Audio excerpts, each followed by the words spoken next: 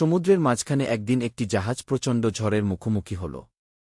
উত্তাল ঢেউগুলো জাহাজটিকে যেন লণ্ডভণ্ড করে দিচ্ছিল। এক ভীতিকর পরিস্থিতিতে জাহাজের একটি যাত্রী, নাম তার আরিফ, জীবন বাঁচানোর জন্য চেষ্টা করতে লাগল। এই প্রচণ্ড ঝড়ের মধ্যে তিনি একদমই আশা হারাননি।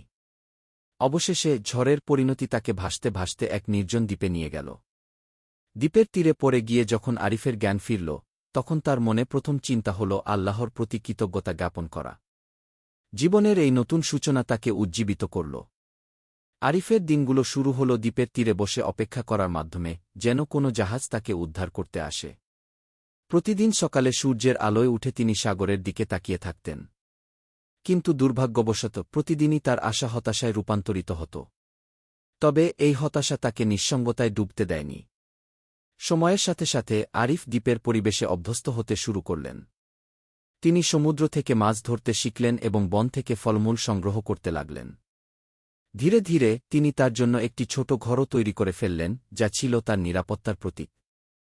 একদিন খাবারের খোঁজে আরিফ বন থেকে ফিরে আসার পর তার চোখের সামনে যা দেখল, তা ছিল এক ভয়াবহ দৃশ্য।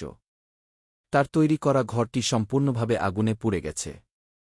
ধোঁয়ার কুণ্ডলী আকাশে উঠতে থাকল এবং সে চিৎকার করে উঠল, হায় আল্লাহ, তুমি আমার ভাগ্যে এটাও রেখেছিলে। এই মুহূর্তে তার মনে হল সবকিছু শেষ হয়ে গেছে। কিন্তু জীবন আবারও তাকে একটি নতুন সুযোগ দিতে প্রস্তুত ছিল। পরের দিন সকালে আরিফের ঘুম ভাঙল একটি জাহাজের আওয়াজে। তার হৃদয়ের গতি বেড়ে গেল। জাহাজটি তার দিকে আসছিল, তাকে উদ্ধার করার জন্য। সে প্রথমে বিশ্বাসই করতে পারল না। তোমরা কিভাবে জানলে যে আমি এখানে আটকা পড়ে আছি, সে জানতে চাইল। জাহাজের ক্যাপ্টেন হাসতে হাসতে বললেন, তোমার জ্বালানো ধোঁয়ার সংকেত দেখে আমরা জানতাম কেউ এখানে আছে। এই গল্পটি আমাদের শেখায় যে জীবনের অন্ধকার মুহূর্তগুলো শেষ নয়, বরং নতুন সূচনার সম্ভাবনা নিয়ে আসে। আরিফের মতো আমাদেরও আশা রাখতে হবে, কারণ কখনো কখনো দুর্ভাগ্য আমাদের জন্য একটি নতুন পথের সূচনা করে। জীবনের এই অনিশ্চয়তা, পরিশ্রম ও বিশ্বাস আমাদের চূড়ান্ত সম্ভাবনার দিকে নিয়ে যেতে পারে। কখনো কখনো আমাদের জীবনের সবচেয়ে বড় বিপর্যয়ই আমাদের জন্য সবচেয়ে বড় আশার আলো হয়ে ওঠে।